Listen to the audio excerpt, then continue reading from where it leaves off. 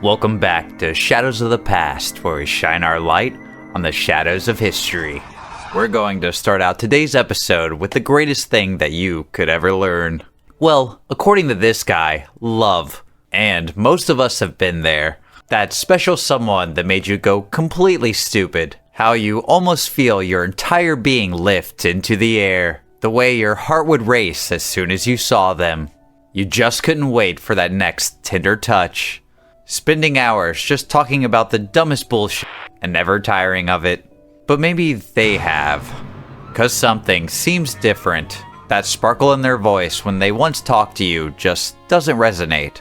That tender touch now turns into a cold, lifeless brush. Suddenly, that shine in their eye when they see you is just gone. Taken and never given back. But you don't know what could have caused this. You don't feel different. Things have felt par for the course, then just suddenly distance. A chasm opening that you just couldn't see. But if it's not you, then it has to be them, right? I mean, it was them who changed. And maybe they really did change. Stolen in the night and replaced with a cold, uncaring husk.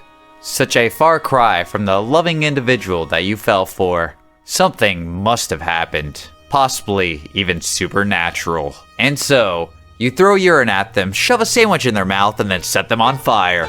Yeah, that escalated quickly. This is unfortunately what happened to Bridget Cleary, a hardworking and bright woman who succumbed to her husband's horrid delusions. And there would be many factors to this Irish witch hunt. So join me as we go over the story and the explanation of why Michael Cleary committed such a horrible act. And after that, the political uproar that hit whenever the news hit the headlines. And of course, you'll get my dumbass thoughts at the end. Now come with me and delve into the shadows.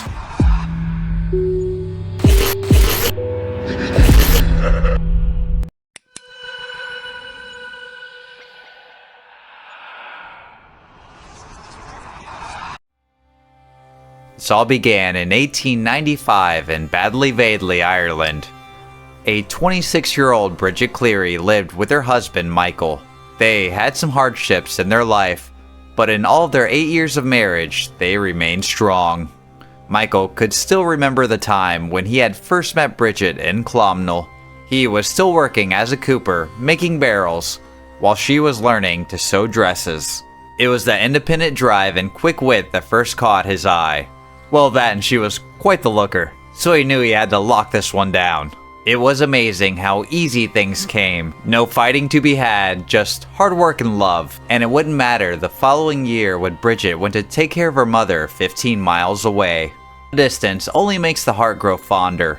They would not be apart long though. Her mother would pass within the year, and Michael with Bridget would move into her family's home. Michael couldn't believe how resourceful she became at this time. She also managed to raise up a flock of chickens and would sell the eggs to her neighbors. Wandering the countryside by herself to help provide for her family. Despite all the love that they would show for each other and the general core that they would display in public, the neighbors couldn't stop talking about how different the Clearys were. They were both smart and even knew how to read, which was still pretty rare in the area. They weren't hurting for money either. Both were prosperous in their labor, even had a nice house made of stone and slate, unlike most of the houses that were made of mud and straw. So why didn't they have any kids? I mean, anyone who was their age and could afford it had children. They had even been together for 8 years at this point. Definitely enough time. They just couldn't wrap their head around it. And just maybe, the Clearys didn't want kids, which I get. But as we'll find out, there could have been something much darker brewing beneath the surface.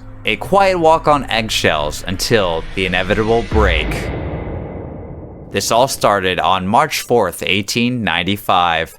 Bridget was walking to Kylenagranaw to deliver some eggs to her father's cousin. The 3-mile walk would be a pleasant one. She would make it to the house without a hitch. But as she left for home, the weather became quite dreadful. The cold air numbed her to the bone. But she would persevere like always and make it home. But she would not make it unscathed. Bridget woke up in a chill. No matter what she would do, her body couldn't get warm. Her head was splitting too. She hoped that it would be nothing, but over the next few days, she would only feel worse. Bridget's father then walked to get help. It would be 4 miles in the rain, but with things seeming dire, it wouldn't matter. The doctor couldn't make it though. This was his wife's life. How could they just not show up? He would try 2 more times and the doctor would finally arrive. The doctor would diagnose Bridget with bronchitis and give her some meds, which during those times seems like a death sentence. You know, between the lack of medicine and Irish weather. Michael must have thought this too, as he had a priest come in to give last rites, just in case. The situation must have been harrowing, so he called on family and friends for support. This would only make things worse. As Michael told the tale of what happened to Bridget, a neighbor, John Dunn, couldn't help but notice something. Bridget had passed Kyla Hill on her delivery, the site of a fairy fort. Something must have happened. Maybe she had been cursed by the Tuatha De Danann, the fairy folk, or just maybe she had been replaced with one altogether. A man already prone to supernatural tradition, this cracked something in Michael's brain. The sight of seeing his wife in her worsening state would cause Michael's blood to boil. But Mary Kennedy, Bridget's aunt, would catch another sight that would cause anyone's blood to boil. Mary had opened the door to Michael menacing Bridget in bed. Bridget was surrounded by 6 other men consisting of her cousin's father and neighbors. Michael was yelling a question over his ailing wife. "Are you Boland, the wife of Michael Cleary, the name of God?" Boland was Bridget's maiden name. She would answer yes. Michael then grabbed a mix of herbs from a local fairy doctor.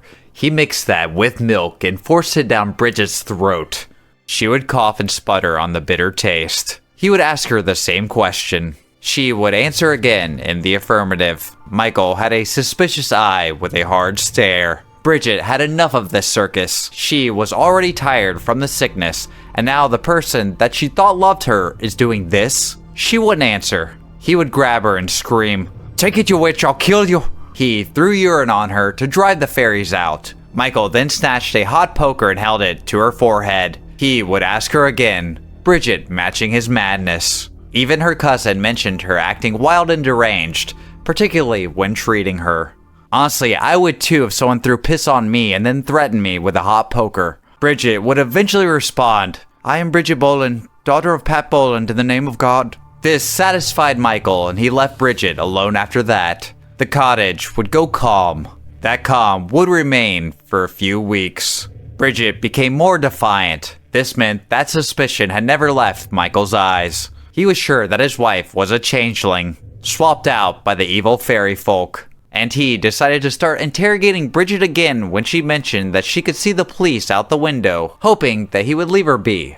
Michael would respond by throwing a chamber pot and what was inside that chamber pot onto Bridget and then into a nearby window. So a reasonable response? Bridget would take it in stride and get dressed for the tea her family would be coming over for.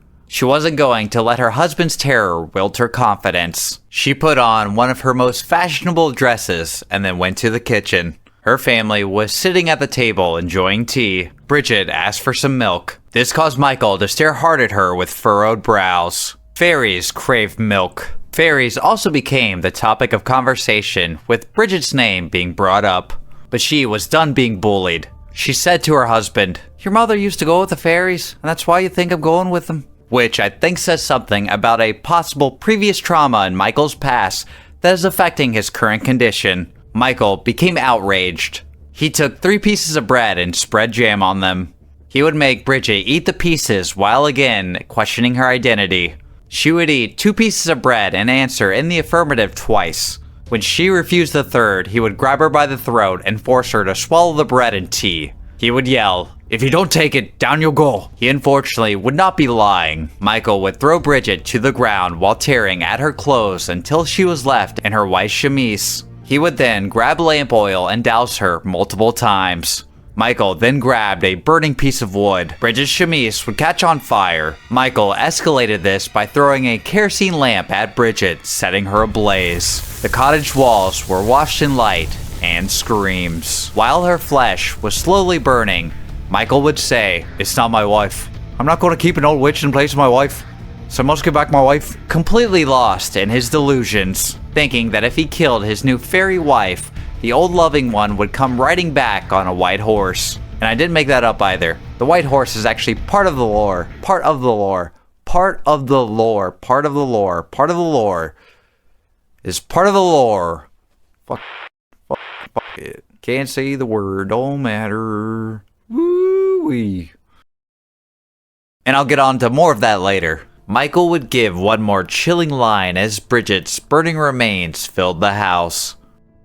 He said, "It's not Bridget I'm burning. You'll see her go up in the chimney." But that never happened, and her scorched body remained on the sheet and in the kitchen until one of Bridget's relatives helped carry her remains and bury them in a shallow grave. And it would take 3 days before everyone around town noticed Bridget missing. Someone as lively as she and wearing such fashionable dresses would definitely be seen. The police would go on a search. They would soon find Bridget's remains lying in that shallow grave. They had also found Michael waiting at that same ferry fort that Bridget had passed through, now waiting for his wife to return home. He had waited there every night since he set her alight, but she would never return, and he would be taken off in cuffs by the officers. The 10 others present the night of this happening would also be taken in, and soon the trial would begin.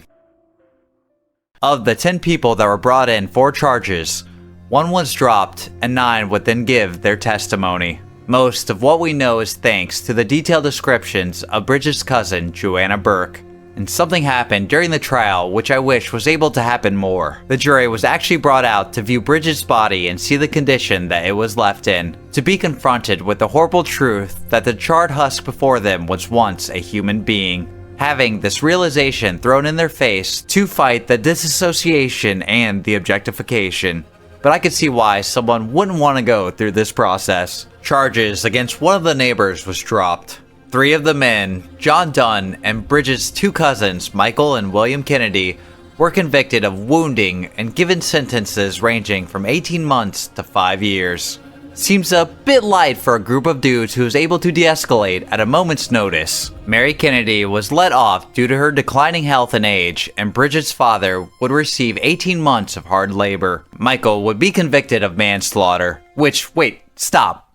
Manslaughter? You don't accidentally kill someone by intentionally setting them on fire. I don't care what you think they magically turn into. Belief is separate from intention. He absolutely meant to kill her. It may have been impulsive, and he may have regretted it later, but as soon as he took the oil, threw it on her, and then threw that lamp on her, he meant for her to die.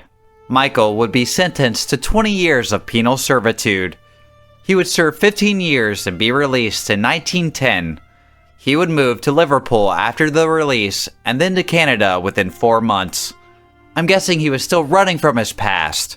But he did get to live out the rest of his days free, an opportunity that Bridget never got to have. And I imagine his need to flee to a whole other country came with the publicity of this case.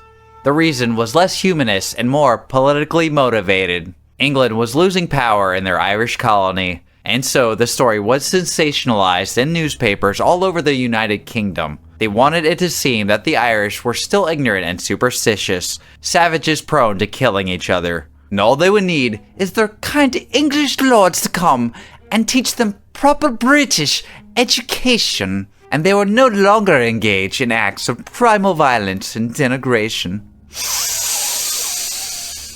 Yeah, I can smell the bullshit from here. But this has always been a common tactic. Infantilize a country enough so that the technologically superior big brother can come to the rescue. All they need in return is most of your valuable resources and all the power. They'll think anything of it. There's been speculation on other underlying factors leading to Bridget's death. Authors H. O'Connell and P.G. Doyle posit that Michael was suffering from Capgras delusion, named after the scientist to first describe it. It's where you believe a person or pet is replaced with an imposter. That sounds spot on. There would be many documented cases in his study where various individuals would believe a loved one had been replaced with an imposter, sometimes even a dead loved one, but it would always be a fixation on this one person, no one else. It's a delusion caused by head injury or neurodegenerative diseases, which could be the case, or he could have been a somewhat normal guy with horrible impulse and emotional control.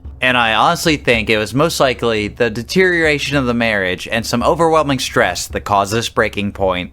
One of the cousins would say that he never saw the couple fight or quarrel, but just because you don't see it doesn't mean it isn't happening. I read that Michael wasn't too happy with Bridget being out and about on her own delivering eggs. It sounds like they definitely had some issues.